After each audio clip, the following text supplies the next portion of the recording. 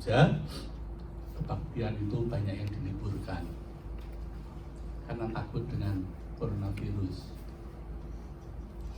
Saya cuma berpikir hanya karena wabah coronavirus ibadah dihentikan. Saya tidak menyalahkan gereja yang mengambil keputusan untuk dihentikan, tapi sebetulnya dalam hati saya bertanya, seandainya wabah corona ini tidak makin mengecil tapi makin membesar dan tidak berhenti sebulan lagi, bahkan kalau bisa sampai setahun, apakah gereja mau diliburkan terus sampai setahun? Ya. Nah saudara, nyanyian yang kita nyanyikan lagi tadi itu begitu indah sekali memang, tetapi firman Tuhan dan nyanyian yang indah itu enak dinyanyikan, enak didengar, tetapi belum tentu kita berani menerapkan. Nyanyian tadi mengatakan kaulah segalanya, karena aku punya perisai iman. Nyanyian tadi mengatakan begitu. Tapi betulkah bahwa iman itu percaya kita kepada Tuhan itu menjadi pelindung kita dari segalanya? Hanya menghadapi isu corona saja, orang bukan cuma takut ketularan, tapi saudara, sangat aneh di dunia ini. Sekarang bahan makanan diperebutkan, bahkan toilet, tisu diperebutkan, sampai orang itu jotos-jotosan bertengkar. Saya lihat di video, ibu-ibu itu bisa sampai tarung begitu hanya memperebutkan toilet tisu. Saya berpikir, kenapa ya sampai toilet tisu itu diperebutkan? Saya nggak ngerti. Tapi pagi ini saya dapat jawabannya. Katanya itu bahan bakunya dari Tiongkok. Lah kalau di sana di stop semuanya, padahal toilet tisu itu sudah menjadi kebutuhan pokok manusia sekarang ini. Orang jadi bingung nanti, wah kalau nggak ada di mana-mana, pakai apa katanya begitu. Waduh, betulkah Allah segalanya? Mari sebelum kita membaca firman Tuhan, kita berdoa. Tuhan, kami rindu agar supaya firman Tuhan yang kami baca itu bukan hanya berhenti sampai di pengetahuan otak kami, tapi masuk di dalam hati kami, dan sungguh kami yakini untuk kami terapkan dalam kehidupan kami. Sebab jikalau firman Tuhan itu tidak merasuk dan menguasai hati kami, menjadi bagian dari hidup kami yang kami lakukan, maka betapa sia-sianya ibadah kami. Betapa kami membuang waktu terlalu banyak untuk memberi perhatian, membaca dan mendengar firman-Mu. Namun Tuhan, kami sadar bahwa Engkaulah sebenarnya andalan kami. Tempat kami berlari menghadapi mara bahaya itu sudah terbukti dalam kehidupan kami. Namun kami sadar setiap kali kami menghadapi mara bahaya, kami masih terus ketakutan. Sekalipun hidup berjalan dengan Tuhan yang sudah kami lalui menjadi bukti bahwa Engkau peduli. Namun setiap kali kami menghadapi bencana alam, badai hidup, kami senantiasa ketakutan karena kami lebih mengandalkan akal dan pikiran kami, dan kami lebih mengikuti kepanikan dunia ini timbang kami mau duduk tenang dan berserah kepadamu. Oleh sebab itu kami memohon, di saat kami membaca firman-Mu, biarlah firman Tuhan berbicara kepada kami dan menolong kami untuk sungguh-sungguh melakukan firman Tuhan. Di dalam nama Yesus kami berdoa dan memohon, tolonglah kami mengerti kebenaran firman-Mu. Amin. Saudara, firman Tuhan yang kita baca tadi merupakan bagian dari Mazmur pasal 73. Saya ingin membaca satu bagian, tidak seluruh Mazmur 73, tapi satu bagian saja, yaitu 21 sampai 28, satu kesatuannya. Ketika hatiku merasa pahit dan buah pinggangku menusuk-nusuk rasanya, aku dungu dan tidak mengerti, seperti hewan aku di dekatmu. Tetapi aku tetap di dekatmu. Engkau memegang tangan kananku, dengan nasihatmu engkau menuntun aku. Dan kemudian engkau mengangkat aku ke dalam kemuliaan. Siapa gerangan yang ada padaku di sorga selain engkau? Selain engkau tidak ada yang kuingini di bumi. Sekalipun dagingku dan hatiku habis lenyap, gunung batuku dan bagianku, tetap Allah selama-lamanya. Sebab sesungguhnya siapa yang jauh daripadamu akan binasa. Kau binasakan semua orang yang berzina dan meninggalkan engkau. Tetapi aku suka dekat pada Allah. Aku menaruh tempat perlindunganku pada Tuhan Allah, supaya dapat menceritakan segala pekerjaanmu. Satu bagian dari Perjanjian Baru saya ambil dari Markus pasal 15, karena kita memasuki minggu Prapaskah yang ketiga. Ayat yang saya ajak saudara renungkan yaitu ayat 33 sampai 34. Markus 15. Itu ketika Yesus mati. Pada jam 12 kegelapan meliputi seluruh daerah itu dan berlangsung sampai 3 jam.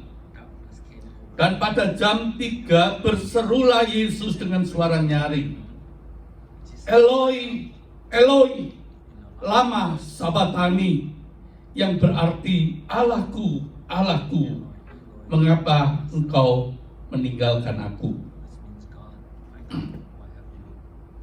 Saudara-saudara,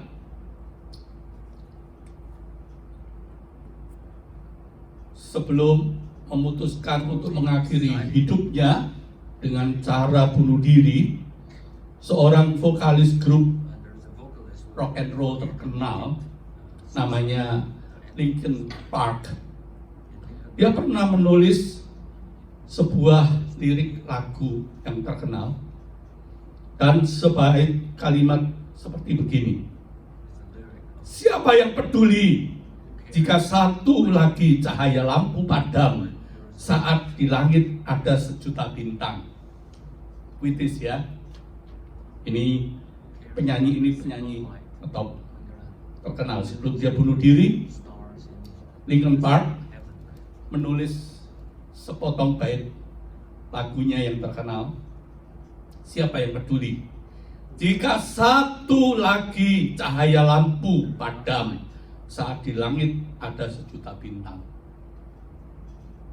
Mungkin dia ingin menggambarkan dirinya bahwa di luar sana itu ada sejuta bintang.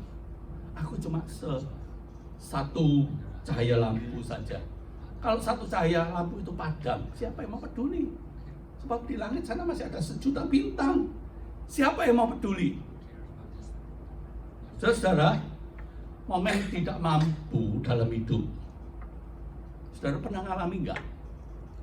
Saat-saat di mana seolah-olah hidup saudara diliputi dengan kegelapan yang mencekam, dan seolah-olah kegelapan itu menarik saudara masuk ke dalamnya. Dan keadaan itu memaksa saudara give up, menyerah dengan keadaan. Bisa saja saudara bisa terjebak. Ada yang belum pernah mengalami, tapi ada yang sudah pernah terjebak dalam kondisi seperti itu. Rasanya hidup ini kiri kanan, atas bawah, muka belakang itu seperti tertutup, terjepit. Yang ada cuma gelap. Sehingga orang mengatakan, siapa sih yang peduli dengan aku? Kalau seandainya aku mengakhiri hidupku, Siapa yang peduli? Mungkin tidak ada yang menangis. Toh masih ada banyak orang yang lebih hebat dari aku. Sehingga ada orang-orang yang sudah memasuki kondisi seperti itu sangat dekat sekali dengan kondisi mengakhiri hidup. Saudara, pemazmur yang kita baca itu, dia juga mengalami kondisi seperti itu. Mengalami kondisi yang sangat pahit dalam hidupnya. Dia mengalami kecemasan yang luar biasa. Kita sekarang dikondisikan oleh dunia ini untuk hidup dalam kecemasan. Biasanya kita ketemu teman lama, ketemu biasanya minimal salaman. Sekarang banyak orang ketakutan. Bahkan sekarang ini disarankan kalau salaman jangan pakai tangan, pakai begini saja. Kalau begini masalah pakai begini saja. Kalau begini masalah pakai kaki saja dan sebagainya. Ya kan? Begitu, enggak tahu lagi. Kalau pakai kaki masih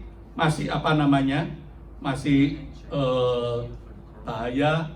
Tadi disarankan yang pernah tinggal di Jepang katanya lebih baik kayak orang Jepang begini saja dari jauh, lebih aman.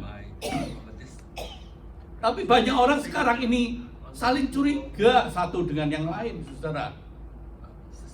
Saya melihat orang-orang sekarang ini, kalau saya jalan ke toko di Chinatown gitu, tadi sepi ya, gak ramai seperti biasanya, cari parkir susah. Sekarang sepi sekali.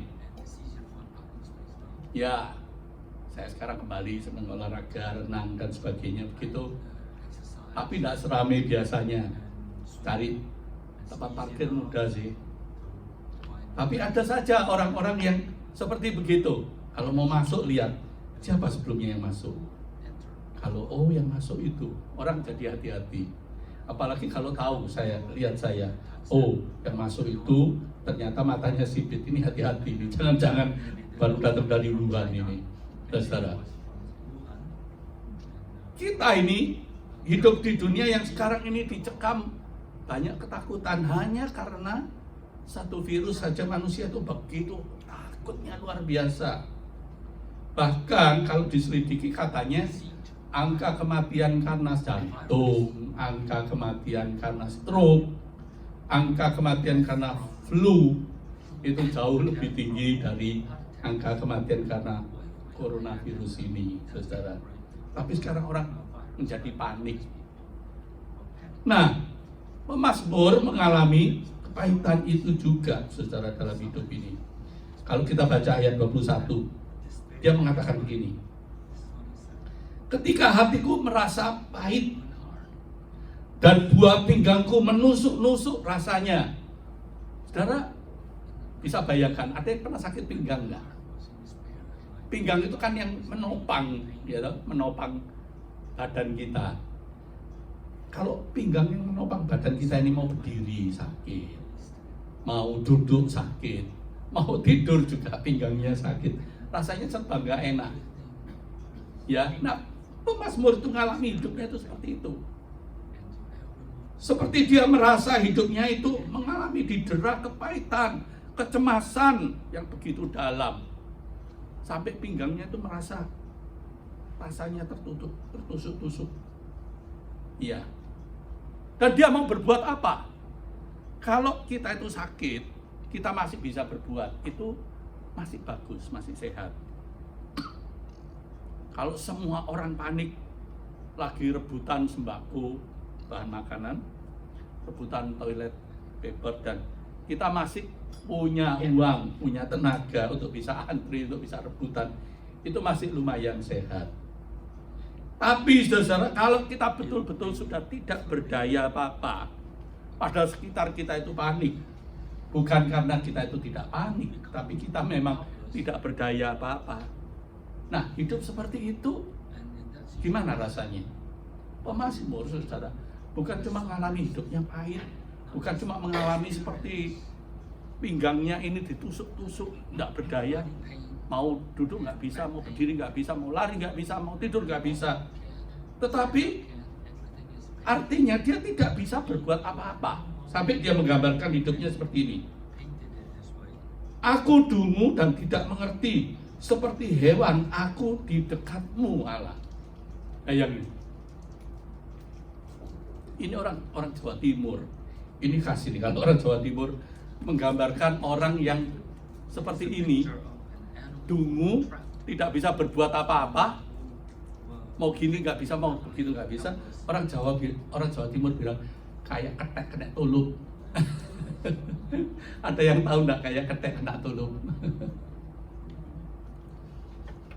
Maksudnya ketek itu kerah, tulup itu apa namanya?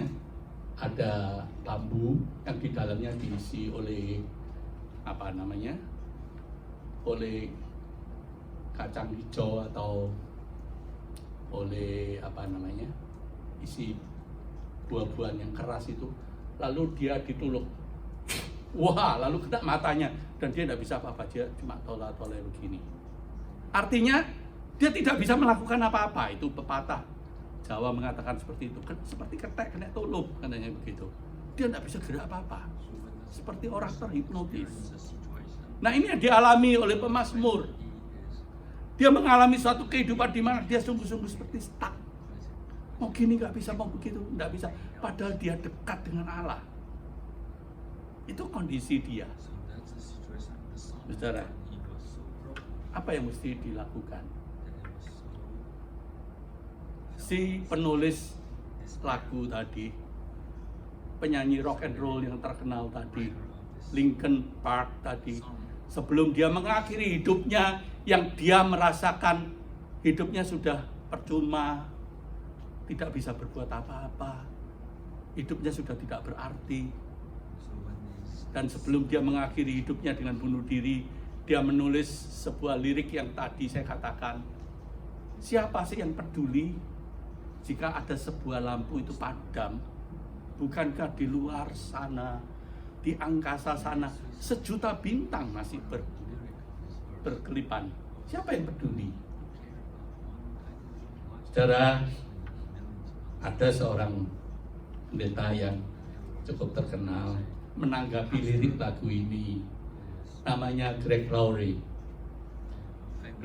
Greg Laurie menyatakan, menanggapi lagu ini mengatakan, jika ada yang peduli satu lampu padam, walaupun di luar ada sejuta bintang, dia adalah Yesus.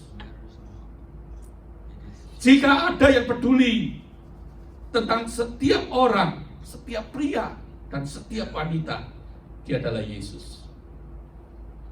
Yesus peduli tentang bayi yang belum lahir. Dia peduli setiap orang. Dia peduli tentang orang yang sudah tua di saat akhir hidup mereka, yang tidak berdaya.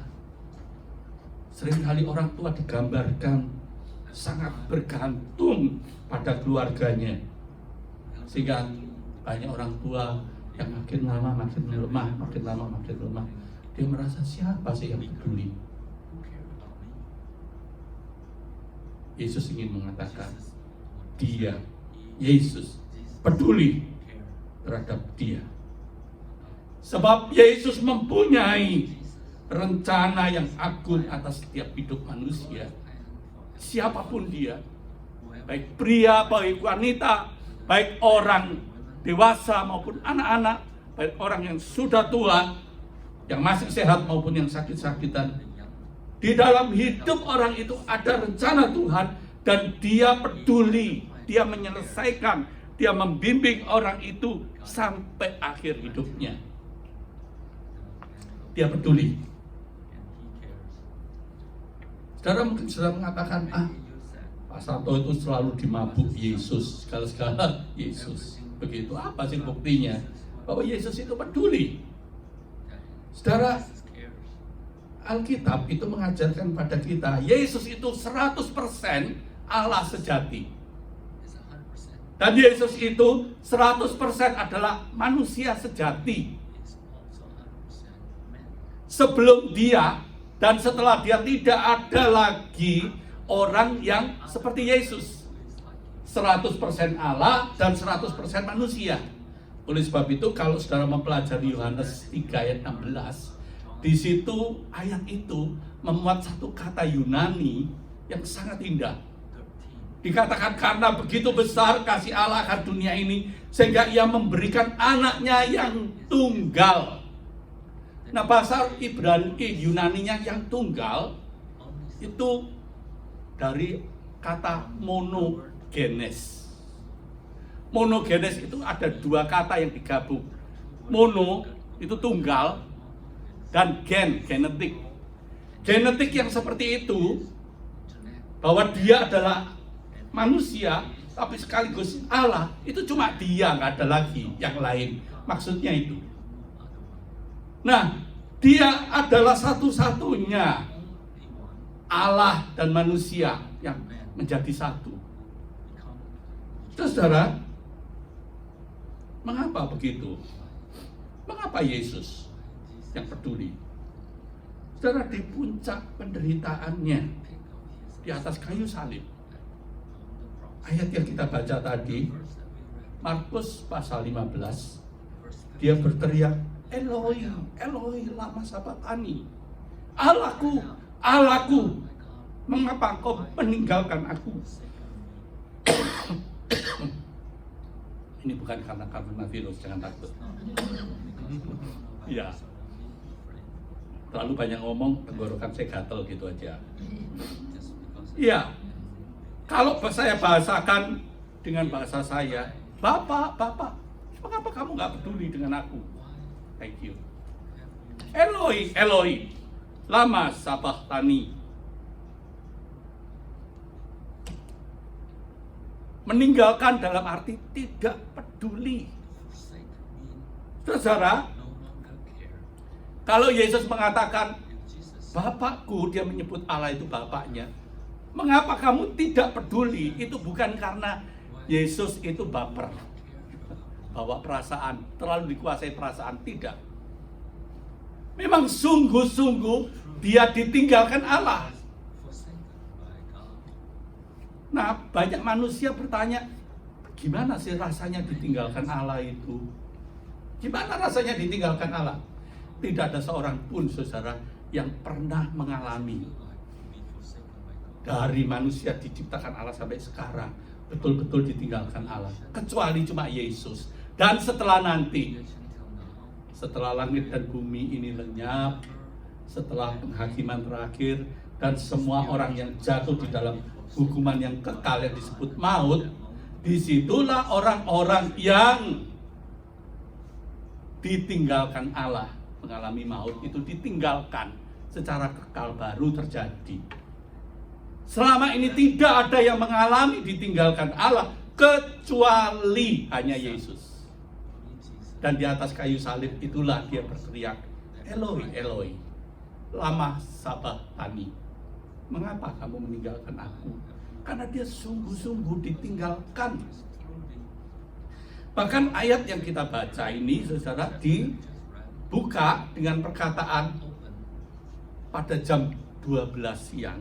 Yesus disalibkan mulai pagi, dari jam 9 pagi itu sudah disalib, digantung begitu. Sampai diterik matahari jam 12 siang, panasnya luar biasa. Dan tubuh dia penuh dengan luka-luka penganiayaan. Dari kepala sampai kakinya, dia mengucurkan darah begitu banyak. Dan sehari sebelumnya ketika dia bergumul untuk menerima penderitaan itu pun, digambarkan tubuhnya itu meneteskan peluh bercampur dengan darah. Itu menunjukkan dia ada dalam suatu ketegangan yang begitu besar.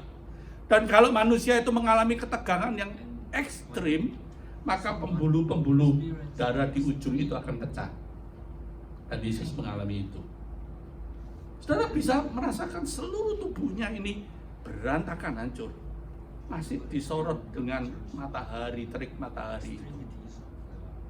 Dan sebagai manusia, 100% manusia, dia merasa sakit, dia merasa takut, dia merasa sepi, dia merasa ngeri yang absolut, sehingga dia teriak, Allahku, Allahku, mengapa engkau meninggalkan aku?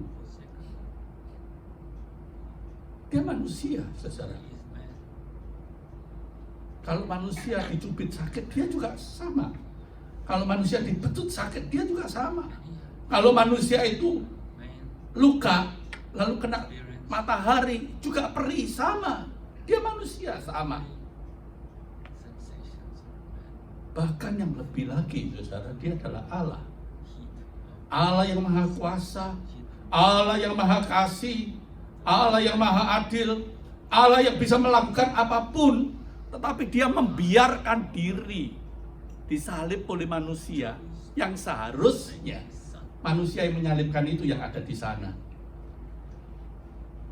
Tetapi manusia yang menyalibkan itu tidak mengerti bahwa Yesus yang digantung di kayu salib itu mewakili dia. Mengapa Yesus membiarkan dirinya disalib? Yohanes 3 mengatakan karena begitu besar kasih Allah akan dunia ini, sehingga ia memberikan anaknya yang tunggal, Yesus Kristus, mati di kayu salib, supaya siapa yang percaya kepadanya tidak binasa melainkan beroleh hidup kekal. Dia memberikan hidupnya sebagai ganti manusia yang berdosa. Seharusnya setiap manusia yang berdosa tergantung di atas kayu salib itu, tetapi Yesus rela memikul, mengambil alih. Dia rela ditinggal oleh Allah, saudara. Dan itu kengerian yang paling dalam. Itu bukan cuma penderitaan, penyaliban secara fisik, tetapi ditinggalkan oleh Allah. Itu penderitaan yang sangat dalam. Terputus dari sumber hidupnya, yaitu Allah. Itu yang paling mengerikan. Makanya dia berteriak, Eloi, Eloi lama sabachthani. Saudara,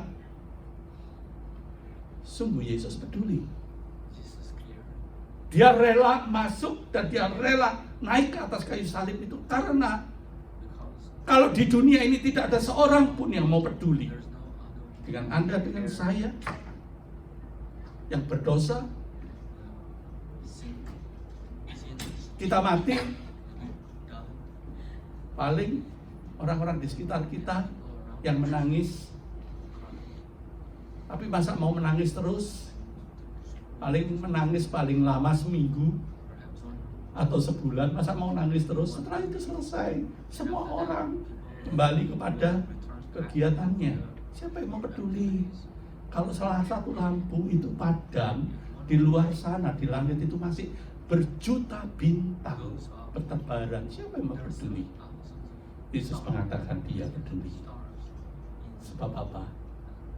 Berapa minggu yang lalu saya sudah mengkhotbahkan, sebab saudara dan saya dan dunia ini, orang-orang yang hidup di dalamnya adalah berharga di mata Allah. Kita berharga. Jadi kalau ada orang yang mengutuki dirinya sendiri, aku ini pendek, aku ini gak cantik, aku ini bodoh, aku gak pinter, aku gak sesukses seperti dia, aku gak sehebat seperti dia. Saudara, salah besar. Salah besar, salah. Saya pernah mengalami kondisi seperti itu. Ketika saya melihat diri saya sendiri, saya melihat keluarga saya. Pada waktu saya kecil, saya seringkali protes. Kenapa Tuhan? Kenapa aku dilahirkan dari keluarga begini? Kenapa aku terbatas begini? Kenapa tidak seperti temanku, seperti itu, seperti itu, seperti itu? Sampai suatu hari, ketika saya berjumpa dengan Yesus, ketika Yesus mengubah hidup saya melihat, wah, hidupku luar biasa.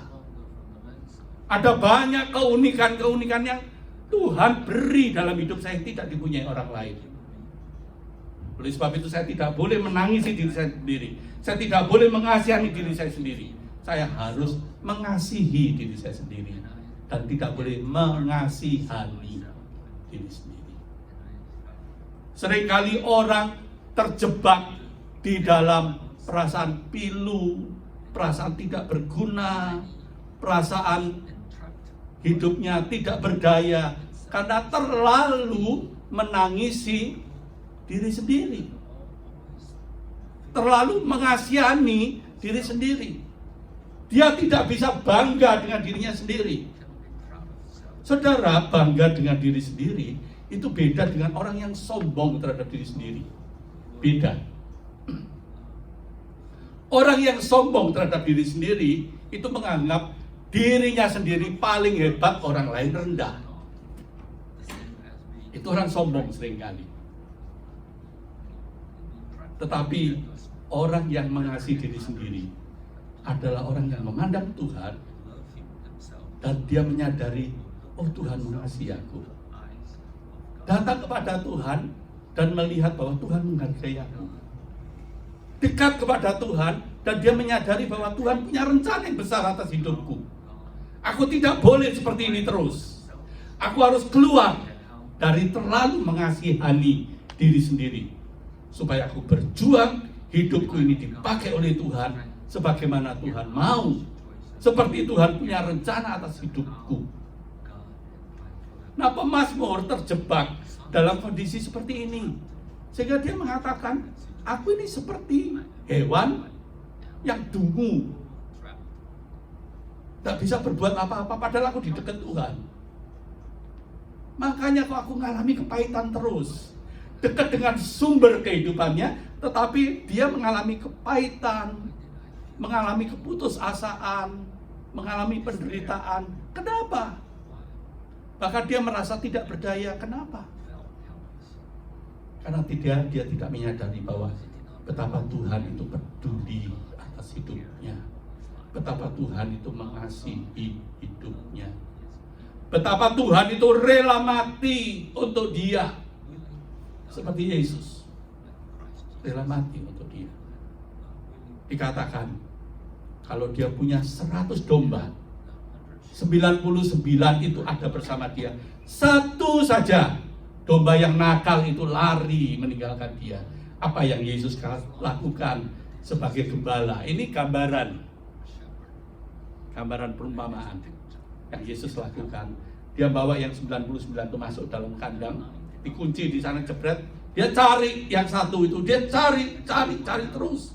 Sekalipun yang satu itu jatuh ke dalam lembah yang paling dalam, dia akan cari untuk mengangkat dari lembah yang paling dalam. Sebab tiap-tiap orang, siapapun dia, jatuh terlalu dalam sekalipun, dia berharga di mata Allah. Dia berharga di mata manusia, saudara. Kalau orang itu tingkat sosialnya rendah, atau orang itu sering terjatuh di dalam dosa, orang seperti itu dijauhi. Orang seperti itu harusnya diisolir. Apalagi kalau sudah kena coronavirus, sudah dicek, wah ini benar, ini ketemu ini, harus diisolasi kan, begitu. Bahkan sekarang ini, tadi ngomong-ngomong di situ katanya coronavirusnya sudah sampai ke Fulton County katanya. Wah, itu daerah saya itu, Fulton County, gitu ya. Tapi siapa yang kena? Disembunyikan namanya. So kalau enggak, oleh orang-orang itu akan diisolir dianya sudah diisolir. Tapi sekarang ini orang mulai curiga, kamu tinggal di mana kok? Aku Cobb County, masih selamat, aku Cobb County, kamu sudah di Fulton County. Jadi orang-orang yang di Fulton gimana, Wisyo? Oh, Cobb sudah ada. Kalau gitu kita sama ya. Sudah punya virus semua, tidak usah saling mengisolir kalau gitu. Jadi punya teman. Seandainya yang kena itu cuma dari Fulton saja, maka orang-orang dari county lain akan curiga. Bisa tanya, kamu dari county mana? Bisa bayangin, saudara? Dunia ini selalu, kalau ada seseorang yang dianggap membahayakan dirinya, langsung orang itu diisolir.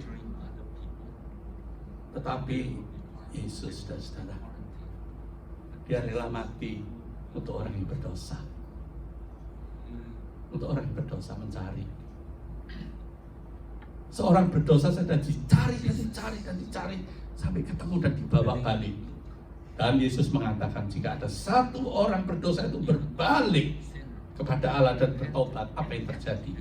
Yesus mengatakan, seluruh isi sorga, Seluruh malaikat itu bersukacita menyambut bersukacita pesta pora.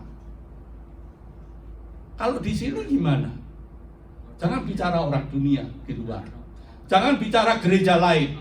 Bicara ICC saja. Kalau ada yang ketahuan, oh orang itu berdosa, orang itu berzina, diapakan? Saya mau cerita sedikit. Tadi malam kita Bible study. Wah, tidak sengaja membahas sedikit tentang masalah LGBT, masalah gay, homoseks dan sebagainya. Saya mau cerita saudara pengalaman saya 20 tahun yang lalu. Saya punya kenalan teman persekutuan di Jogja. Dia adalah mahasiswa arsitektur dari Universitas Atmajaya. Itu cukup terkenal di Jogja. Setelah lulus, dia bekerja di satu gereja yang cukup besar. Di gereja cukup besar, gereja itu kalau suka membangun atau membuat dekorasi dan sebagainya, dia membutuhkan arsitek, sehingga dia jadi full time. Nah, dia bukan cuma full time yang jadi arsitek di situ, tapi dia juga ngajar sekolah minggu, dia pembina remaja dan sebagainya. Sampai suatu hari dia mengaku bahwa dia adalah homo. Dia mengaku sendiri dia homo. Apa yang terjadi? Langsung dia dicopot. Tidak boleh ngajar sekolah minggu, tidak boleh ngajar remaja. Lalu kalau dia dekat dengan siapa saja, itu orang-orang guru sekolah minggu, pembimbing remaja, pendetanya dan sebagainya itu sudah curiga. Dia diisolir sedemikian rupa. Bahkan orang tua ada yang diberitahu, sehingga berkembang virus itu, kecurigaan itu. Anakmu jangan boleh dekat-dekat loh. So nanti kalau anakmu itu di-abuse dia, nanti ketularan jadi gay juga. Semua orang takut kan. Coba bayangin kalau saudara punya anak yang remaja, yang baru SMP, kemudian ikut persekutuan youth di sana. Lalu pembimbing youth-nya itu gay. Gitu. Dan saudara tahu dia gay, saudara izinkan nggak boleh di sana? Apalagi kalau ada acara, oh kita mau apa itu istilahnya overnight di gereja, apa itu namanya? Bukan camping, kalau tinggal di gereja sehari semalam itu apa? Lock-in istilahnya, lock-in itu, lock-in sehari. Orang akan tanya, yang bimbing siapa? Yang bimbing itu loh, pembimbingnya namanya Pak Santo yang gitu loh. Aduh, udah janganlah, jangan ikutlah. Ya kalau udah digerayangi nanti, ya kan? Ya tuh jangan. Diisolir sedemikian rupa. Saya sebelumnya nggak tahu, tapi teman saya, teman dekat sekali, saudara. Dia akhirnya cerita, karena saya kenal dia. Ketika saya pergi ke kota itu, dia bilang, wah, aku nggak nyangka dia gay, katanya gitu. Oleh sebab itu kita isolir dia, nggak boleh pelayanan di ngajar sekolah minggu, tidak boleh menjadi pembimbing remaja. Sampai saya katakan, ya sampai sejauh itu. Itulah manusia. Sekalipun dia penginjil, sekalipun dia pendeta, sekalipun dia adalah aktivis gereja, menghadapi orang yang berdosa, sikapnya sama. Padahal harusnya kita, saudara, sebagai pengikut Yesus. Kenapa kita disebut pengikut Yesus? Kita disebut pengikut Yesus karena kita mengikuti jejak Yesus. Yesus justru mencari orang yang berdosa. Dia rela mati untuk orang yang berdosa. Tapi mengapa pengikut-pengikutnya membuang orang berdosa? Gereja bukan kumpulan orang-orang suci. Gereja adalah kumpulan orang-orang berdosa yang ditebus oleh Kristus dan terus-menerus diperbarui. Saudara dan saya adalah orang-orang berdosa. Kalau bukan karena kasih Allah, kalau bukan karena kepedulian Allah, kita tidak akan bisa sampai seperti sekarang ini. Seperti ini. Dan kita terus-menerus diperbarui. Oleh sebab itu kalau ada orang yang menganggap gereja itu kumpulan orang yang suci, itu nonsen. Kalau gereja itu kumpulan orang-orang yang disucikan, dia bukan orang yang bisa menyucikan diri sendiri, tapi dia disucikan, dia ditebus, dia diperbarui terus-menerus. Yes, itu benar. Apakah itu berarti bahwa pengikut Yesus itu boleh seenaknya berbuat dosa? Tidak. Tidak, saudara.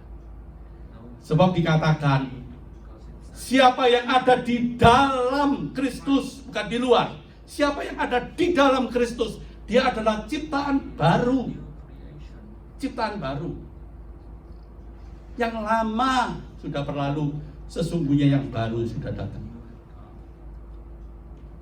Saudara dan saya adalah ciptaan baru. Memang kebanyakan, termasuk gereja dan pengikut-pengikut agama lain, menganggap dosa seksual itu dosa yang paling besar dan tidak terampuni. Kita suka meremehkan dosa-dosa yang lain. Dosa kemunafikan, dosa kebencian, dosa iri hati. Orang menganggap, itu nggak apa-apa mah. Kalau aku masih kejangkitan virus kemunafikan itu enggak masalah deh. Asal aku tidak kejangkitan virus LGBT. Saya bukan orang yang membela LGBT, saudara. Sebab firman Tuhan mengatakan pemburit itu artinya orang-orang yang homo, baik gay maupun lesbian. Alkitab mengatakan berdosa. Ya. Tetapi saya ingin memberitahu bahwa untuk orang-orang yang berdosa, termasuk LGBT, termasuk saya, orang berdosa, Yesus rela mati. Karena kita berharga di matanya. Nah, saudara, pemahaman bahwa hidup kita ini tidak berdaya, hidup kita ini seringkali masuk di dalam situasi yang sangat gelap. Apa yang pemazmur lakukan? Ini sangat indah. Kita baca ayat selanjutnya. Kalau kita mendapati hidup kita seperti pemazmur tadi mengatakan, hatiku merasa pahit, buah pinggungku menusuk-nusuk rasanya, aku dungu dan tidak mengerti seperti hewan. Apa yang harus kita lakukan? Ayat 23, pemazmur mengajarkan sesuatu yang sangat indah. Sebagai orang beriman dia mengatakan, tetapi, itu kebalikan artinya. Tetapi aku tetap di dekatmu. Dia nggak lari meninggalkan Tuhan, malah dia mau tetap dekat dengan Tuhan. Aku mau tetap di dekatmu. Engkau memegang tangan kananku. Tuhan tidak membuang orang yang seperti pemazmur ini, tetapi justru memegang tanganku. Itu yang dialami real oleh pemazmur. Engkau memegang tangan kananku. Dengan nasihatmu engkau menuntun aku.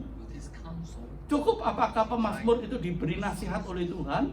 Kalau dia sedang jatuh, sedang lumpuh hidupnya di dalam kegelapan, Tuhan cuma ngasih nasihat? Enggak, saudara.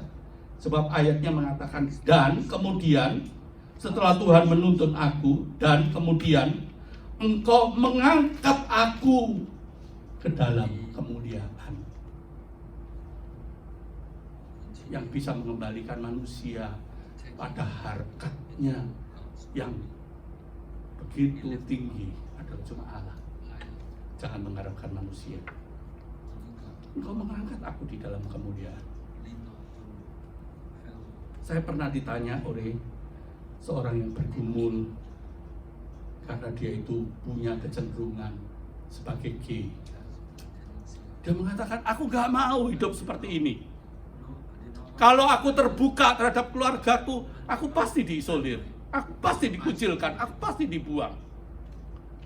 Kalau aku mengaku dengan temanku seiman di gereja, pasti mereka menjauhi aku. Apa yang harus aku perbuat? Dia mengatakan begitu. Apa yang harus aku perbuat? Sebagai pendeta, apa yang harus kita, kalau saudara sebagai saya ditanya begitu, apa yang harus saudara berikan? Saya mengatakan, ya sudah, kamu berdosa, kamu jauhi dosa. Sebab kalau kamu tidak jatuh dalam dosa, kamu gak jauh dari dosa, kamu masuk neraka. Itu mah nasihat standar di mana-mana. Tapi dia mengatakan, aku begini bukan karena aku mau. Aku sadar ini aku dosa, tapi aku mau. Apa yang harus aku perbuat? Menjawab pertanyaan ini tidak mudah, saudara-saudara. Tidak seperti membalik telapak tangan. Ya sudah, kamu bertobat. Memang. Dosa apapun bisa diselesaikan dengan cara bertobat. Tapi bagaimana kalau dia tidak bisa keluar dari dosa itu? Saya kasih contoh yang sederhana saja. Dosa mencuri, atau yang disebut dengan kleptomani. Ada yang tahu ya? Orang kleptomani itu bukan karena dia mau mencuri, tetapi dari dalam dirinya itu, kalau lihat handphone, lihat apa, keleleran, ambil. Kadang-kadang dia itu lihat makanan, ambil. Di Indonesia, ada salah satu presiden Indonesia yang terkenal, pintar, jago, kaya. Dia kleptomani, saudara. Saya tidak perlu sebutkan. Ya. Tapi dia kleptomani. Terkenal itu. Sampai dia punya ajudan khusus yang selalu bawa uang cash. Katanya ini, saya dapat cerita. Mudah-mudahan bukan hoax ya. Kalau sekarang ini berita apapun tuh, kita tidak bisa tahu ini hoax apa enggak itu. Tapi katanya itu terkenal itu, cerita itu. So kalau dia itu pergi kemana-mana, ada coklat diambil teman. Padahal uang dia itu melimpah. Nggak mungkin itu. Karena kleptomani. Jadi pengawalnya itu selalu, dia ngambil apa, bayar, dia langsung bayar. Begitu. Untuk menjaga. Karena ini simbol negara kan. Memalukan. Memang sangat memalukan. Apalagi sekelas dia. Tapi bukan karena dia mau. Tapi itu suatu dorongan yang tidak wajar. Dorongan yang salah. Saudara, kalau seperti itu, bagaimana harusnya diselesaikan? Saudara, ada sesuatu yang tidak mudah. Saya katakan pada orang yang konsultasi dengan saya itu, saya katakan begini loh, hei mas, begini, kamu tahu nggak, Tuhan itu mengasihimu. Sekalipun kamu seorang gay, Tuhan itu mengasihimu. Dia sudah rela mati untuk kamu ketika kamu gay. Dan dia mengatakan sekarang ini dorongan seksualku itu gay. Yesus cinta aku enggak? Yes, saya katakan. Dia mencintai aku? Yes. Sebab Tuhan, saya katakan, tidak menghukum kamu karena dorongan seksualmu. Seorang gay. Tidak. Tuhan tidak menghukum kamu karena doronganmu kleptomani. Tidak. Tetapi kalau doronganmu itu kamu biarkan menguasai kamu, dan dosa itu, dorongan itu dibuai, ditindaklanjuti menjadi tindakan, di situ kamu jatuh dalam dosa. Tuhan pernah mengingatkan Kain. Kain itu iri terhadap adiknya Habil, dan dia berencana mau membunuh Habil. Sebab persembahan dia ditolak oleh Tuhan, Habil diterima. Lalu sebelum Kain itu membunuh, Tuhan itu menasihatin Kain, Kain, kamu hati-hati. Dosa sudah mengintip di depan pintu. Kalau kamu tidak waspada, itu dibuai, kamu menjadi berdosa. Jadi saudara, Anda tidak dihakimi oleh Tuhan karena doronganmu. Anda tidak dihakimi oleh Tuhan karena kecenderunganmu. Semua orang sudah jatuh di dalam dosa dan punya kecenderungan dosa. Tidak ada seorang pun yang tidak punya kecenderungan dosa. Tapi kalau Anda tahu bahwa ini dosa, dorongan ini tidak boleh diteruskan. Aku harus menyalipkan hidupku, sebab aku ini sudah hidup untuk Kristus. Aku sudah hidup baru. Disitulah Anda mengalami kemenangan. Di situ Anda seorang mengalami kemenangan. Kalau aku biasa menjadi orang yang munafik, dan aku sadar, kalau aku terus begini, aku ini munafik. Gak boleh ini diteruskan. Di situ saya mengalami kemenangan. Jikalau saya melihat seseorang, saya tidak suka sama dia, saya benci dengan dia, tapi saya sadar nggak bener ini. Kalau saya terus-terusin begini, saya sendiri yang rugi. Nggak bener ini seperti ini. Saya harus keluar, nggak boleh saya terus-menerus begini. Nah, ketika saya tidak menghidupi kecenderungan saya, dorongan saya, disitulah saya menjadi pemenang sebagai orang yang hidup baru. Oleh sebab itu, saudara-saudara, ketika kita sendiri sedang bergolak, bergumul dengan banyak dorongan-dorongan yang tidak benar dalam hidup kita, dan kita merasa aku tidak berdaya, Tuhan, hatiku ini nyeri karena banyaknya dorongan dosa yang ada dalam hidupku, maka jangan lari ke tempat lain. Si pemazmur mengatakan, hanya dekat kepada Allah saja, di sana tempat perlindunganku. Sebab ada seorang yang peduli terhadap hidupmu dan terhadap hidupku, yaitu Yesus yang sudah mati di atas kayu salib. Dia yang sudah menanggung hidupmu dan hidupku. Dia yang sungguh-sungguh ditolak oleh Allah. Mengapa? 700 tahun sebelum Yesus lahir sudah dinubuatkan oleh Nabi Yesaya, dan saya baca sebagai akhir dari khotbah saya.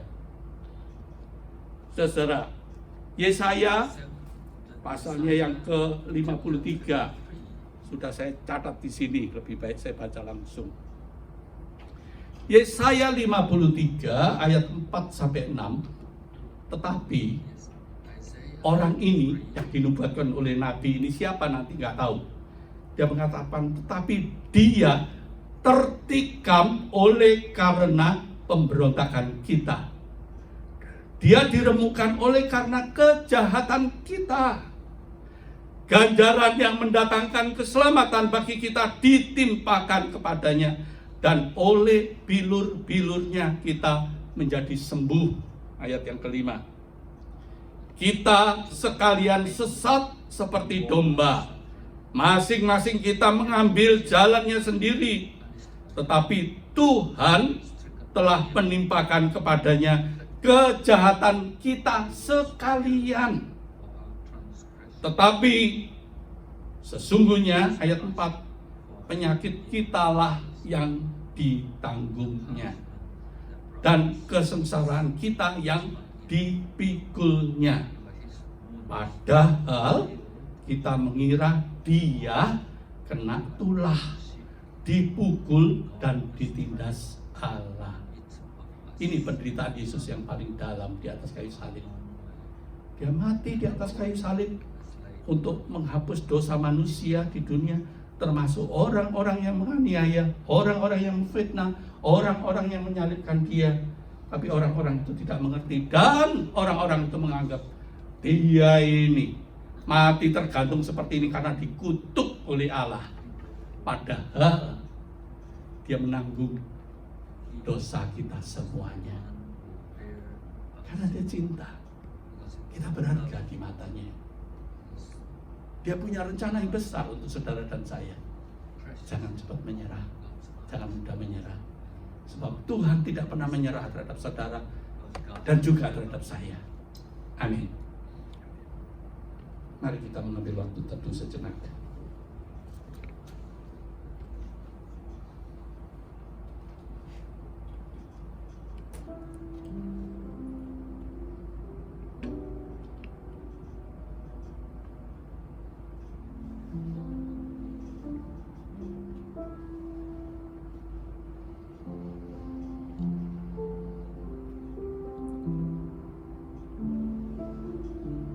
Tuhan, sesungguhnya Engkau tahu apa yang aku pikirkan, aku rasakan, aku gumuli, aku resahkan, aku takutkan.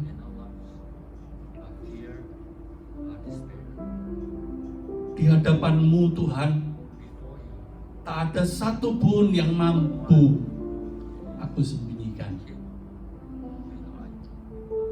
Sesungguhnya di hadapan-Mu Tuhan, setiap dari kami ini, aku ini telanjang dan tidak mampu menutupi segala kelemahan dan dosa-dosaku. Di hadapan-Mu Tuhan, saat ini aku mengaku segala dosa-dosaku. Namun aku memohon, ampunilah segala dosaku. Sebab sekalipun tak ada seorang pun yang tahu betapa dalamnya aku berdosa. Tak seorang pun yang tahu apa yang sedang aku pikirkan dan aku rasakan. Namun di hadapan-Mu,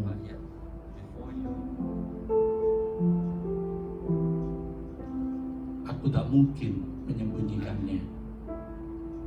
Oleh sebab itu, atas belas kasihan-Mu, atas kasih setia-Mu, atas kemurahan-Mu, saat ini setiap kami dan aku datang kepadamu. Ampunilah, kasihanilah, tuntunlah aku kembali. Janganlah Engkau mencabut roh-Mu dari dalam hatiku, tapi bimbinglah aku terus untuk Engkau perbarui terus-menerus. Sebab aku tahu Engkau tidak pernah menyerah terhadap aku. Ampunilah jikalau aku seringkali menyerah terhadap diriku sendiri.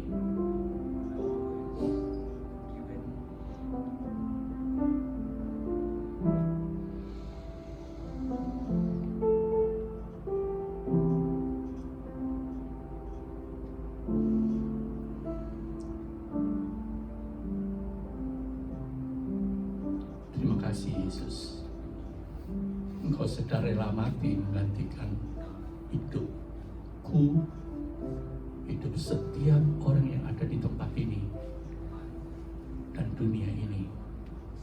Baik yang mau menerima-Mu maupun yang menolak-Mu, Engkau sudah rela mati menggantikan segala dosa, kesalahanku dan kesalahan dunia ini. Terima kasih. Dan ajarlah setiap kami boleh berpaut kepadamu di dalam Kristus Yesus. Dengarlah doa, seruan dan permohonanku. Ampunilah dan tolonglah aku. Tuntunlah aku kembali supaya aku hidup di dekat-Mu. Sebab hanya dekat dengan Engkau saja aku menjadi tenang.